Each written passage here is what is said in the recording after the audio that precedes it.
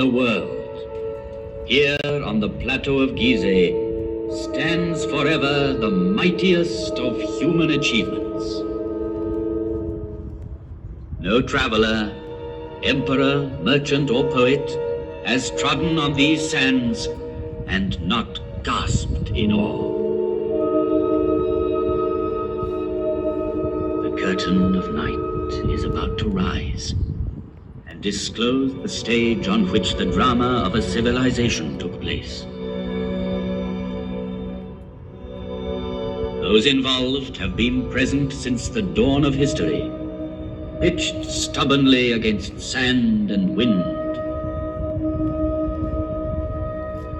And the voice of the desert has crossed the centuries.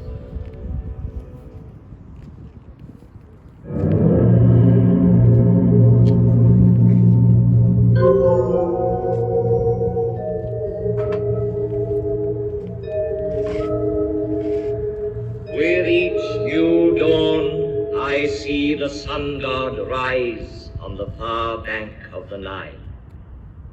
His first ray is for my face, which is turned towards him. And for 5,000 years, I have seen all the suns men can remember come up in the sky. I saw the history of Egypt in its first glow, as tomorrow I shall see the east burning with a new flame. I am the faithful warden at the foot of his Lord, so faithful, so vigilant, so near him that he gave me his face for my own. I am a pharaoh's companion, and I am he, the pharaoh. Through the ages, I received many names from the people who came to me in adoration. Oh, Harmakis, you are my life's safeguard. Protect me, oh great God, that I might see you every day. Lord of the desert, Lord of the heaven, Sovereign of eternity. but the name which has remained with me is that given to me by a Greek traveler, the father of history, Herodotus. He called me Sphinx, as if I were from his land, and that name is now mine. Close to the Nile, I watch over the plateau of Giza, over all its monuments of modest or fantastic height. They are tombs.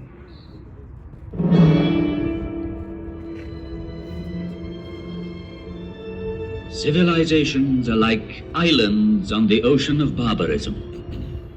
Over this one, the Sphinx has gazed and watched for 5,000 years.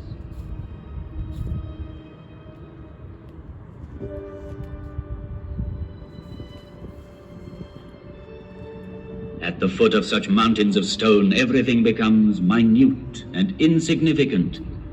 Man is an insect. Yet, it was men who built these massive monuments, and the names of pharaohs whose tombs they are have crossed the ages. Their glory has defeated time.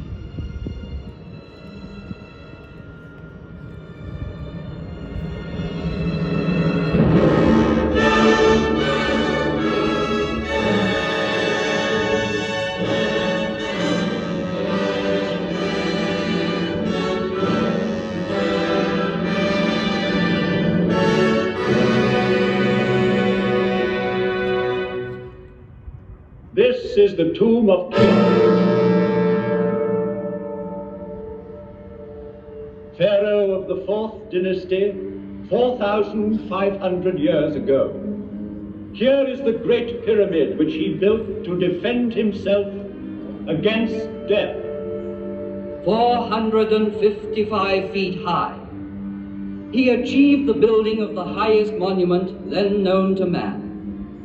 The area it covers is vast enough to hold St. Peter's Cathedral in Rome, the cathedrals of Florence and Milan, Westminster Abbey and St. Paul's. 3 million blocks of stone, some of them weighing 30 tons, were assembled by Cheops' faithful workmen to achieve this fabulous construction. At the center of it, the pharaoh planned his inner chamber, where his mummy was to lie in splendor for eternity. At the foot of this pyramid, in the rock, a temple was built, and there were kept the barges of Cheops, the barges of night. In these large wooden vessels, the dead pharaoh could continue his voyage in darkness towards eternity. But all that remains of him is a small ivory figure, showing a noble face, the nose aquiline, the jaw determined, and the hieroglyphs representing the name he gave to his pyramid. Cheops dominates the horizon. The Pyramid of Khephren. It too bears an inscription, Khephren is great. Yet, out of respect for his father Cheops, Khephren built his pyramid on a slightly smaller scale. Each side of the base measuring 710 feet, the angle being 52 degrees, it reaches a height of 445 feet. The brilliant covering of polished limestone on the apex originally extended over all 4 sides, adding to the magnificence of the pyramid.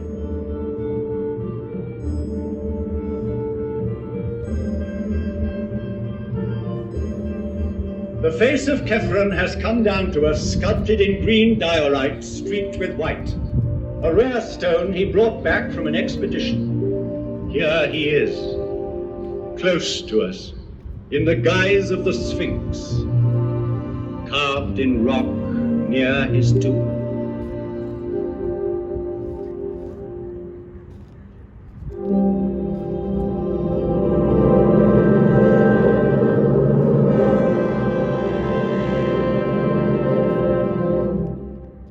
Mykerinus.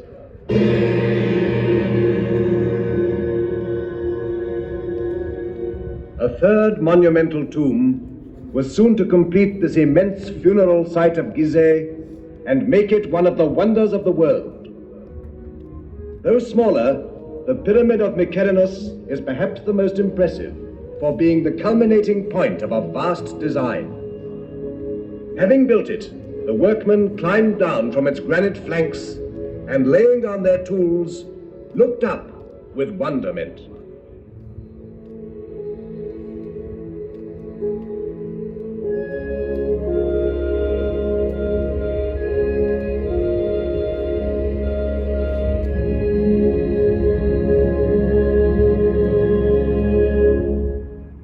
Great and powerful was Memphis, the capital city in the plain which joined Upper and Lower Egypt. Great and powerful were the pharaohs, who on this side of the Nile built for eternity. Its aim accomplished, the fourth dynasty collapsed.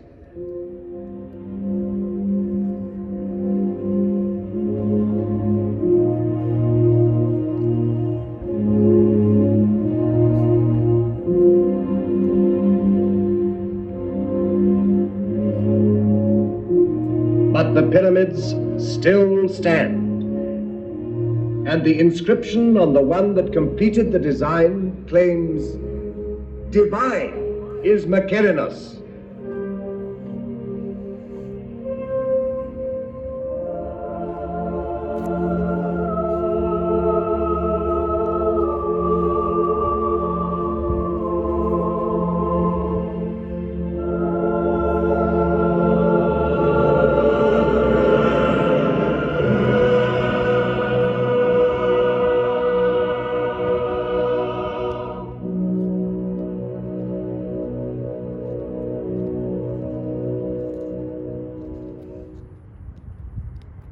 Here 3 pharaohs reign, Cheops, Khephren, and Mykerinus.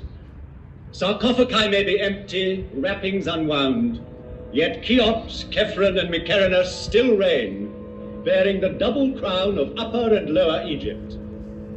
They reign over their court, buried round them, over these small pyramids where their queens lie, over the tombs of their ministers, over the whole hierarchy, sleeping forever. Chamberlains, high priests, buffoons, architects, courtesans, each in his proper place in these funerary chambers, which are called mastabas. For this is a royal palace of the dead, with triumphal perspectives, pavilions, corridors, secret rooms, strong walls. It was a city of another world, approachable by the people only as near as the outer temples, where their devotion led them. Coming from the Nile, one ascended by a monumental causeway built on the same colossal scale to the high temple, where only the priests lived among the secrets of the mummies. They alone knew for what journey the great barges were being prepared at the foot of the tomb. A journey with the sun. A journey which had lasted 4,500 years.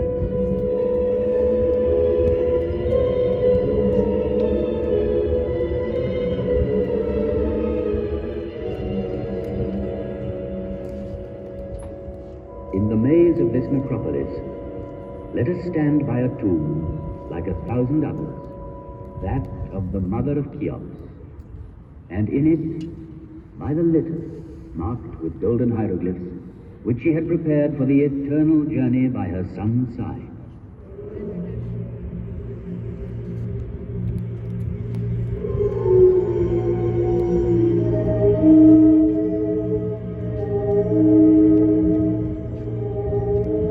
Neither wind, nor sand, nor centuries could ever entirely silence the voice of the desert.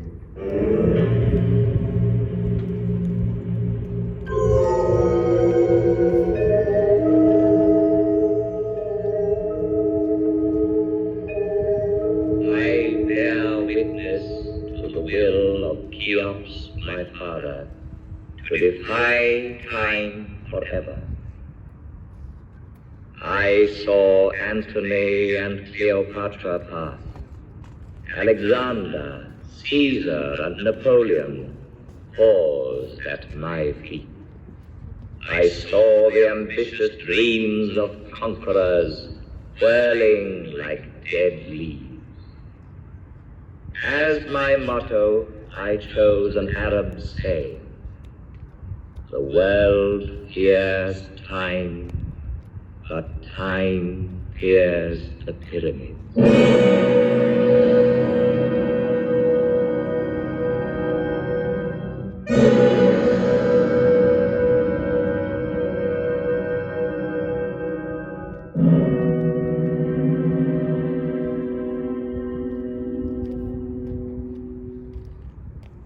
Of all ancient monuments, it is the pyramids which have always appealed most vividly to man's imagination. Considered from its top downwards, the pyramid is like the sun's rays bursting through a gap in the clouds. It commemorates the greatest victory of all, victory over death. It is the most perfect mansion, the strongest tent, whose great stone sides are both roof and wall, and so carefully sealed that the dream entrusted to it can live to the end of the world. The dream of immortality. To achieve this, embalmers prepared the body for 2 months, emptying it of all but its heart and kidneys.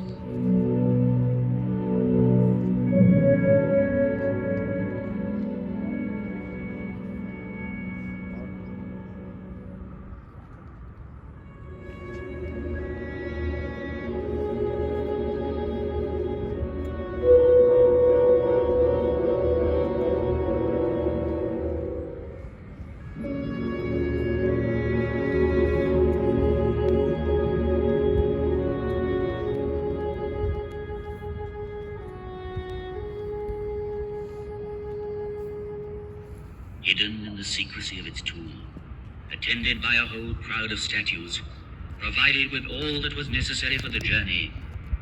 There, in the sarcophagus, lay the mummy, to be called on by the soul. For alone and without the body, the soul could not go into the night. And from the depths of this tomb still rises the scent of herbs, cedar oil, resin, and myrrh.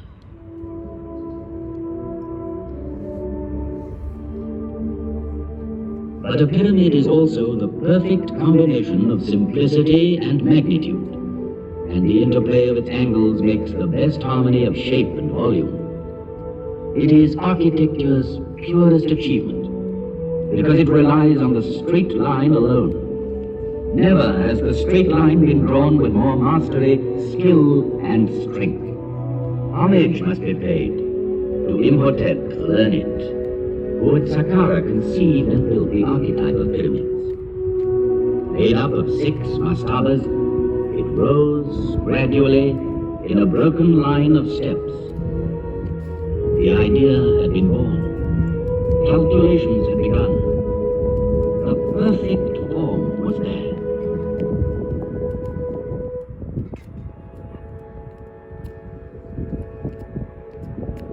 Among all the objects laid by a dead man's side in his tomb, a scribe's palette is undoubtedly the most precious. From it were drawn the hieroglyphs representing the figures which made possible the fabulous calculations ordering these mountains of stone. The lotus flower for 1,000, a finger worth 10-fold, a tadpole for 100,000, and the scribe's 2 hands joined in prayer for 1,000,000.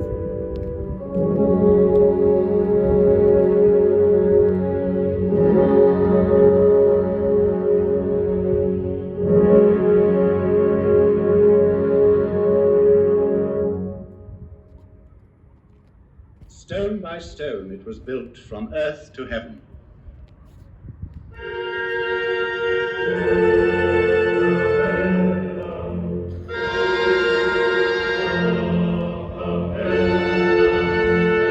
It was built in a pharaoh's lifetime by 100,000 workmen, united in a mighty surge of faith.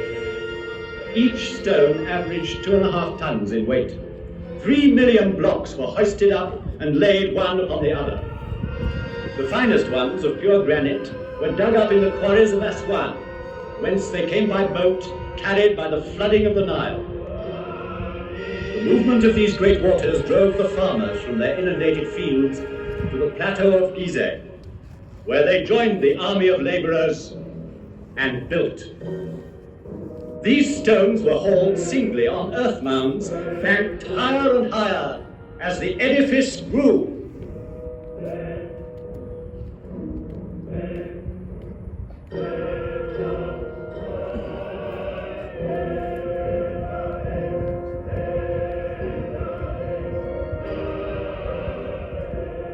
In front of such superhuman effort, can one believe in the legend of the whip? It needs mystical fervor to build a pyramid. Faith. Those who worked here deserve not our pity, but our deepest respect and admiration.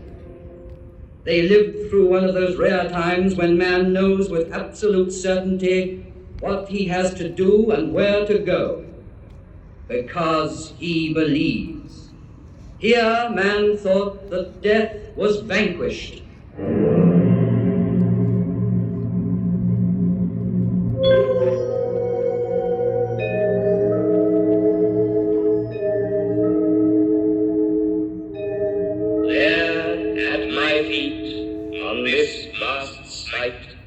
With mankind still in its infancy, walked and worked surveyors, geometers, astronomers to whom no star was unknown, engineers, architects, a whole people, while the rest of the world hunted wild beasts and sheltered in caves.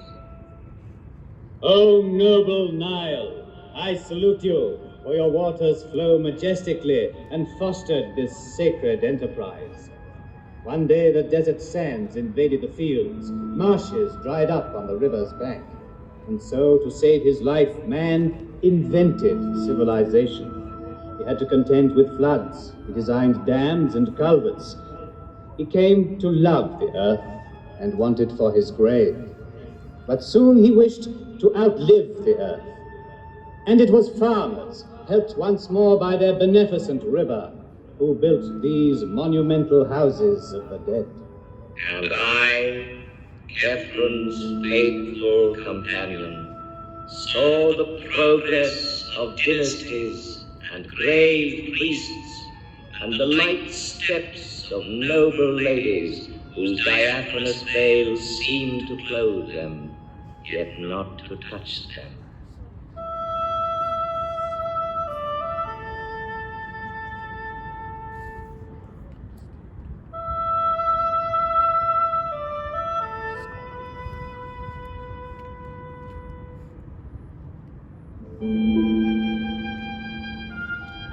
Do you remember the story of the falcon that stole a sandal while the women were bathing? He snatched it in his beak and by chance dropped it near a pharaoh who was giving audience in his garden. So slender was the sandal, so small its size, that the pharaoh wished to see the owner. And he married her. And do you remember how a nobleman at the court of Cheops lured his wife's lover into a deep lake by means of a wax figure, and there had him turned into a crocodile by a magician? Wishing to impress the pharaoh with his magical powers, he willingly revealed what he had done, but carelessly too, for Cheops punished the guilty and the boaster equally. On his orders, the courtier was thrown to the crocodile, which devoured him, and the unfaithful woman was chastised. Do you remember, too, a young pharaoh, Amenhotep II? Never had there been an athlete so strong, so handsome, so fine. His shoulders were broad, his waist slender, his thighs were of bronze, and he could tame at will the wildest horse. His exploits are engraved on a stone which he laid before you. Then time in passing left you behind like an old monument. Sand was beginning to choke. Kept by war in Mesopotamia, Amenhotep II was far away from his land. Then one day, while hunting the lion, a prince stopped to rest in your shadow. He fell asleep. You gave him a dream and spoke to him.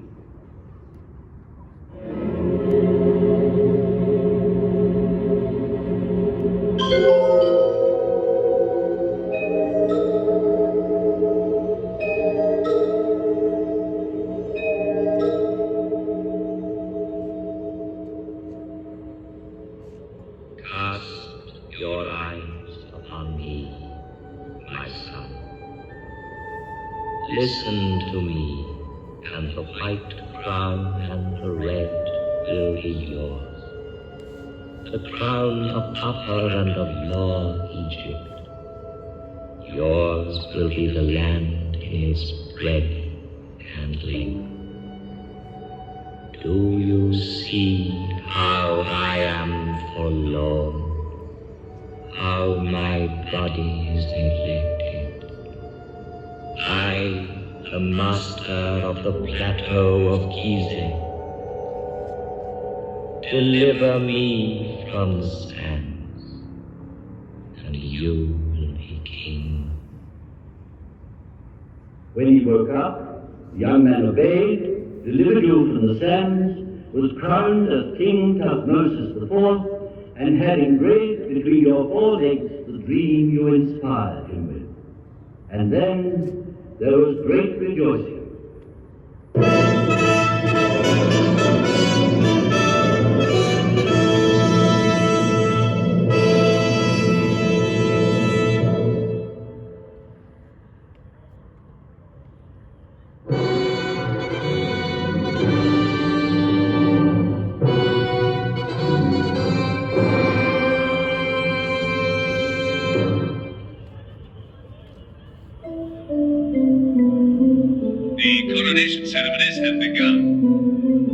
crowds have gathered on the bank of the Nile to watch the ritual tests of strength. Now the royal barge is coming upriver, manned by 200 oarsmen. Responding to the excitement of the crowd, they increase their pace. The pharaoh himself at the tiller maneuvers perfectly and brings the barge smoothly into the landing stage with the last burst of speed. Cheers break out as the pharaoh comes ashore and swiftly makes his way towards the targets of copper set for his display of archery. The crowds follow him to watch.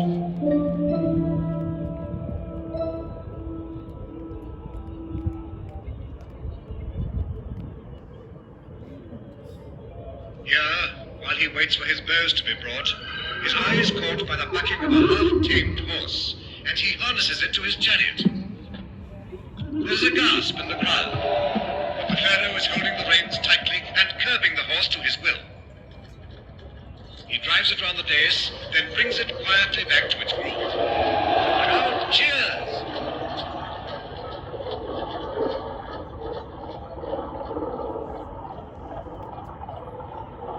Now the pharaoh has chosen his bow. He has tried more than 50 others before selecting this one. He mounts his chariot and rides off towards the first target.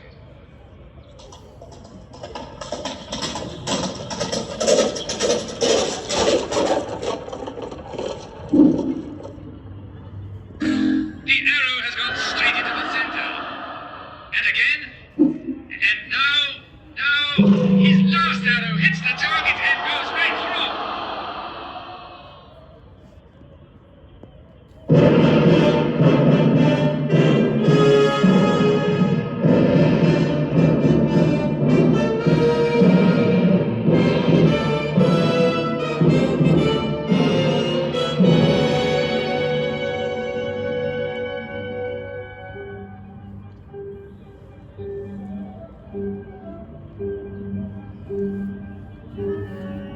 This is his triumph.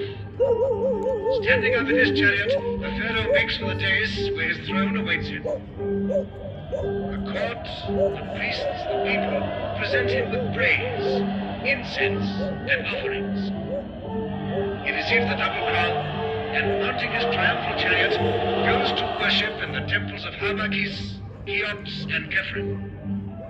Long live the pharaoh!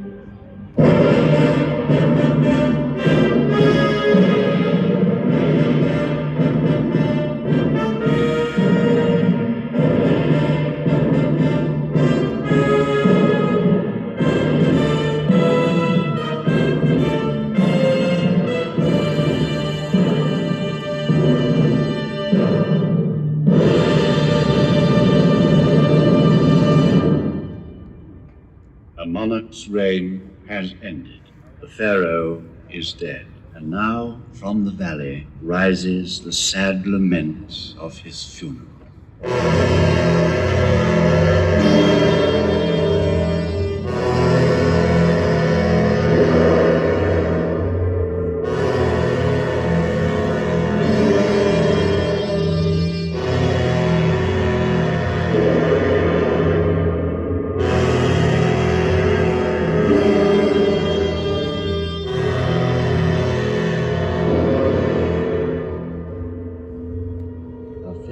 Is at rest in his coffin made of wood, adorned with gold and precious stones. The ceremony at the lower temple is over, and ascending the causeway, the funeral procession nears the tomb, escorted by princes, high state officials, and priests.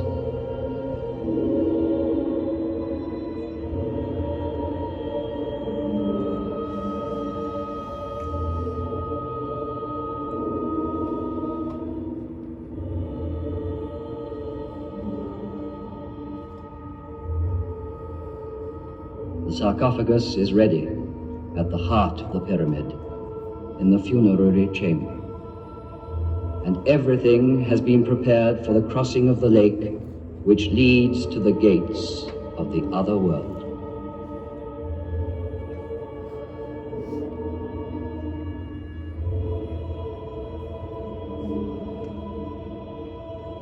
The last slab of stone is going to be sealed with such cunning that it will never be known which part of the wall was the door.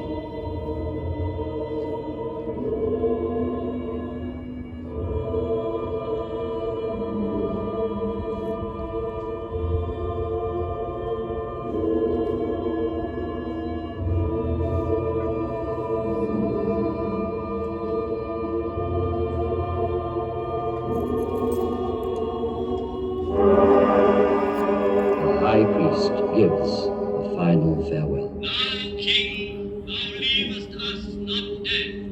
Thou departest by. If thou goest, thou shalt return soon. If thou sleepest, thou shalt awaken. If thou diest, thou shalt walk again. Thou who hast risen to the undying stars, thou shalt never disappear.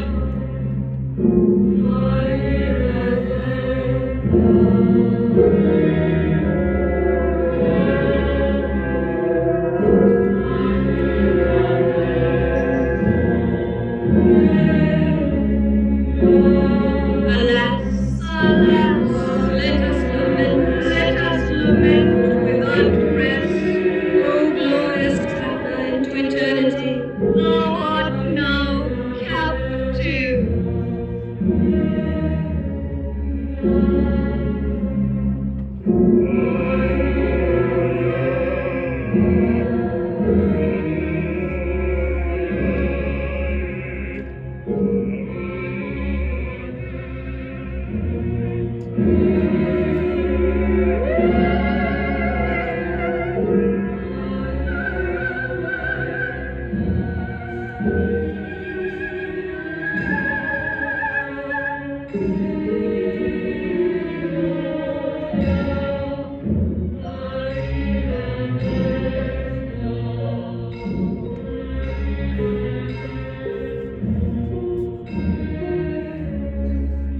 And so, through millenniums, dynasty succeeded dynasty. But among all the monarchs of ancient Egypt, none is more appealing than this young pharaoh, a poet and a mystic, who followed Amenhotep III. Civilization in its splendor had spread southward step by step, making the valley of the Nile like a triumphal way, bordered by the papyri of learning, furrows of prosperity, terraces of peaceful living and deep meditating tombs. The fame of knowledge had passed from Memphis to Thebes.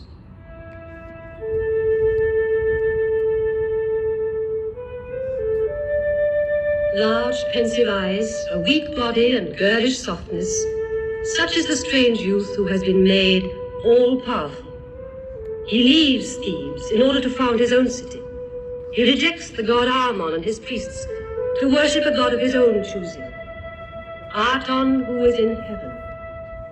And he discards the name of Amenhotep IV to adopt another, Akhenaton. Aton, the unique.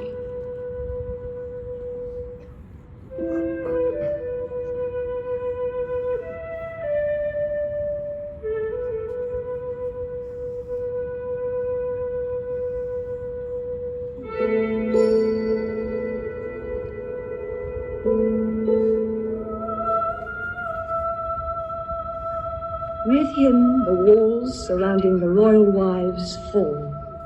The veils are drawn back, and in centuries to come, people will see and love the graceful figure of Nefertiti.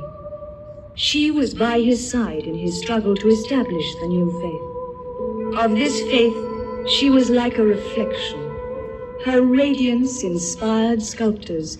Thus, the image of her beauty came to us in stone. 30 years old, and he died. 3,300 years ago, he wrote and recited this prayer.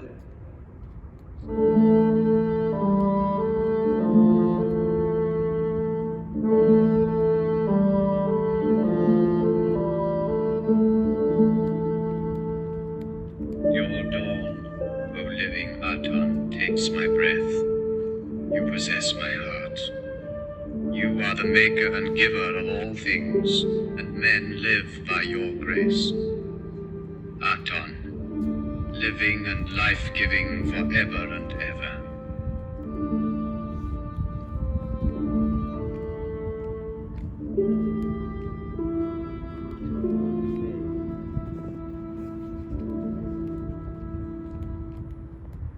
Their love lasted but a season, the time of a bloom called Nefertiti. Yet there is sadness still in the hearts of men. His successor's name was to have been Tutankhaten. He chose to be known as Tutankhamen, after the old god of tradition. Frail and tender, Tutankhamen died not yet 20, after a reign of 6 years. But 3,000 years have not yet withered his fine, youthful face, nor tarnished the treasures gathered round him in his unfinished tomb of the Valley of the Kings. Today, the world marvels at them.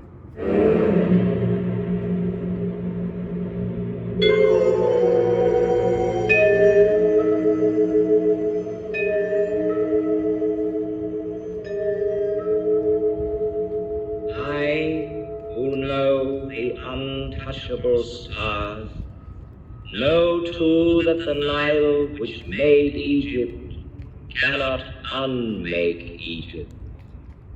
I saw conquerors reflect before me and bow their heads.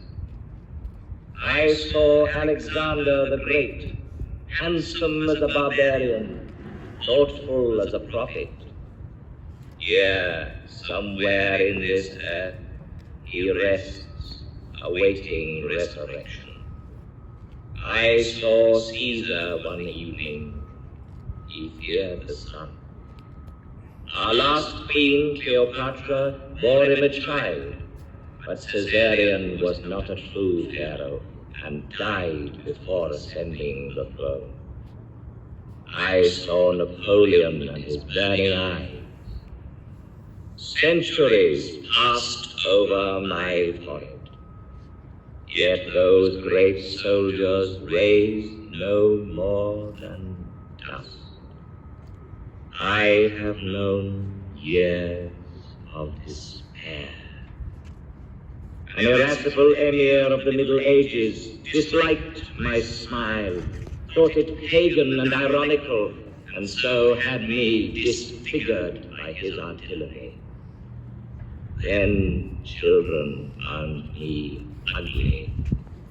No longer did anyone come and pray at my feet, or listen to me. The keys of old Egypt were lost. I was nearly buried in sand. All our knowledge, our very soul, rolled in thousands of papyri, was sleeping unknown and unintelligible in dark and silent tombs.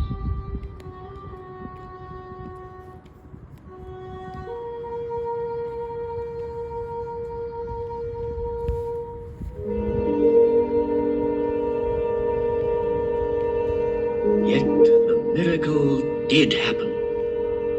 It was in 1799, near Rosetta. One of Napoleon's officers discovered a stone, a monolith, bearing an edict issued by Ptolemy. The inscription was in Greek characters and hieroglyphs. This was the cornerstone of Egyptology. True, it still remained to interpret its message. First came an Englishman, then a Frenchman, Champollion, the true father of Egyptian philology. He was so inspired as to decipher the lost tongue of ancient Egypt from a few mysterious hieroglyphs. Then it was like a resurrection. All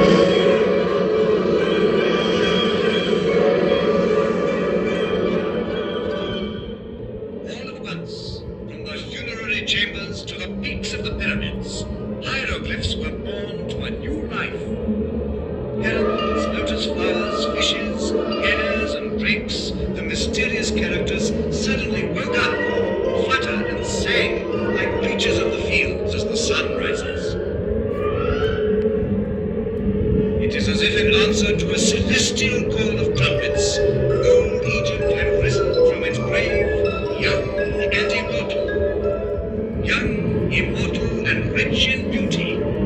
like Nefertiti.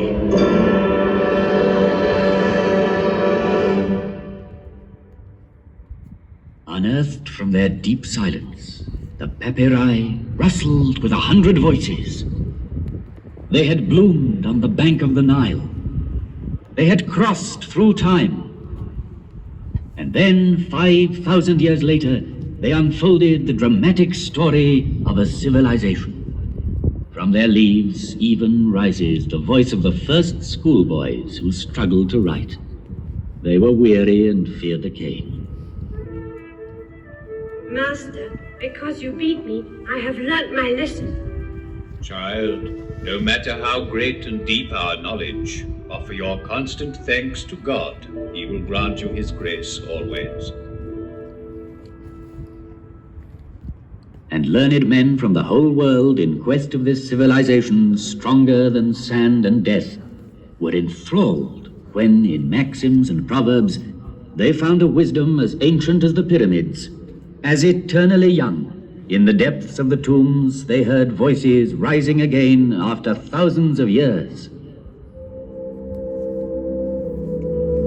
The plans of men never wholly succeed, but only what God has ordained. If you want to keep the friendship of people you visit as master, brother, or friend, beware of women. The room where they sit is full of ill feelings. Do not answer good by evil. Justice comes before strength. And historians were deeply moved because so many centuries later they were reading, yes, love letters. What can be sweeter than walking in the fields before a man one loves? I can no longer touch your heart. Why? If I go walking, you are there with me, everywhere, with every step. My hand is in your hand. Listening to your voice troubles my mind. My whole life hangs on your lips. For me, seeing you is better than eating or drinking.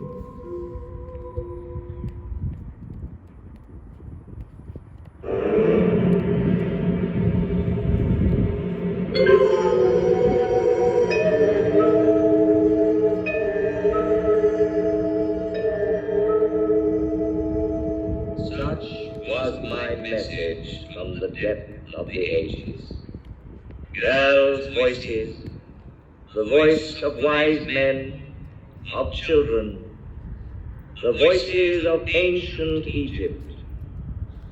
And if those voices sounded familiar to you, it is because their first echo had already reached you through Greece and Rome, Christianity and Islam.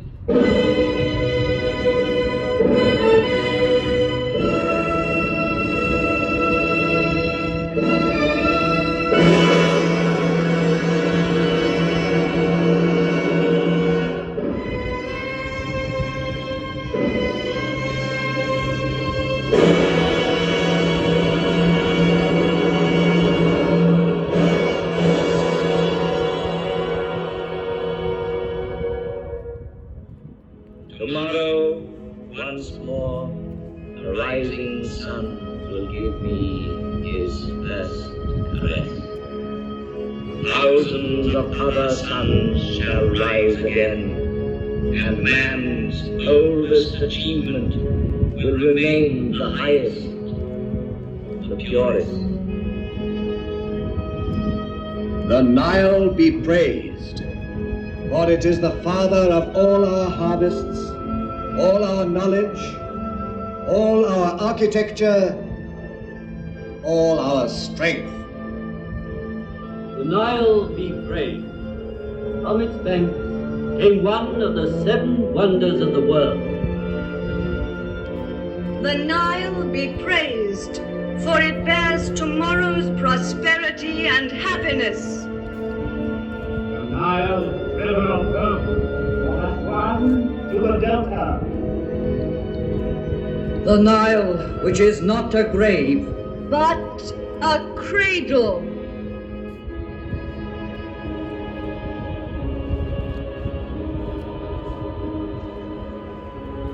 the course of time, only human achievements crumble and fall. But the spirit which conceived these monuments cannot perish